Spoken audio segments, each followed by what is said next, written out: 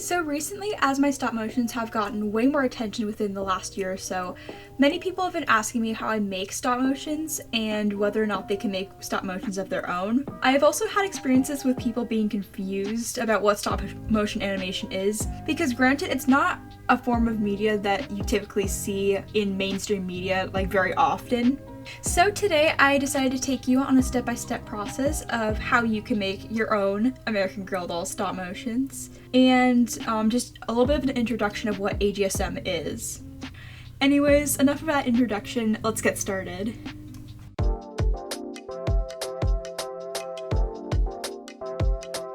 So the materials I have are a doll, a phone, headphone jacks, and some hair stuff.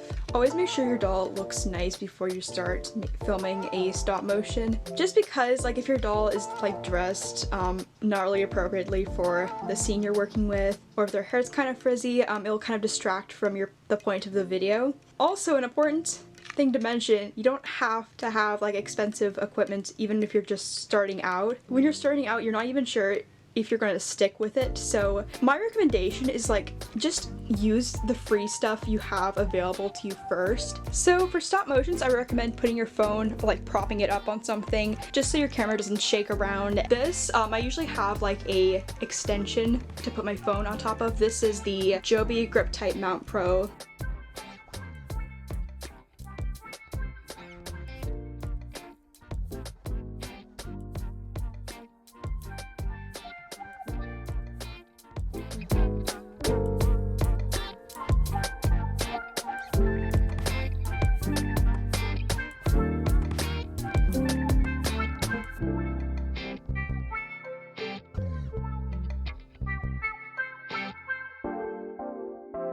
So now we are on the actual filming process.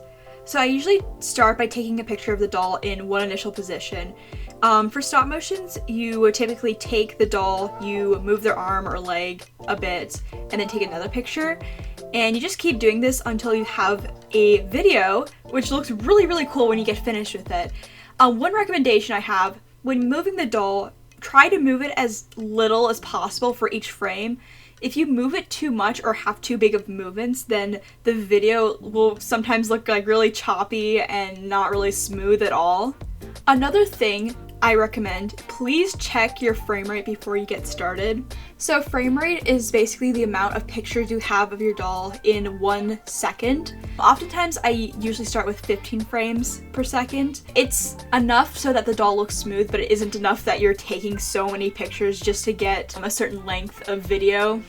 If you can't imagine already, stop motion is a pretty tedious process. My recommendation is to have something on like a movie or a show, or just listening to music, just to keep your brain occupied so you don't get impatient or bored. My personal favorite things to watch are like other like old YouTube videos like Basil Mentos. That's a good one. I definitely recommend watching Basil Mentos while you work. I've also been watching a lot of Disney Plus, and I've watched Toy Story 3 when I was working on one stop motion project.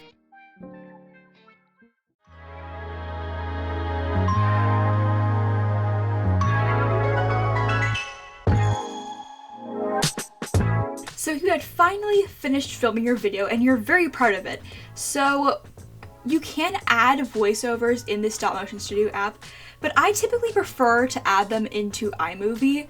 iMovie, though, is an app that only exists on iPhone, so if you have like an Android, there are other editing softwares that are free for you to use. I think one you can use is CapCut, and there's also another one called Power Director. Both are really great softwares to start off with. What I don't particularly like about these editing softwares is they do have like a watermark, so if you're not too fond of that, then maybe it would be just better to buy like the full version of both these apps.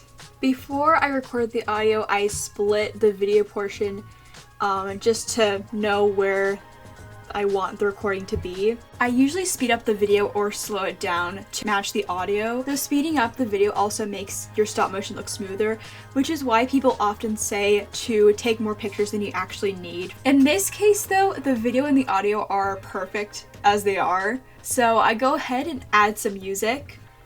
Then I fool around with some titles for a bit. I change the font until I find something I like and mess around with the colors a bit, and then the video is done.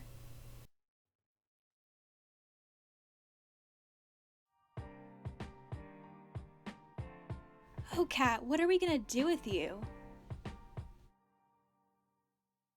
So thank you so much for watching this video. I hope you found this useful if you're a beginner and just don't know how to make stop motions. I hope this video can serve as a good introductory point for you so you can continue to build on your skills as you do more of this. If you like this video, make sure you like and subscribe, and I'll see you next week for a new video. Bye!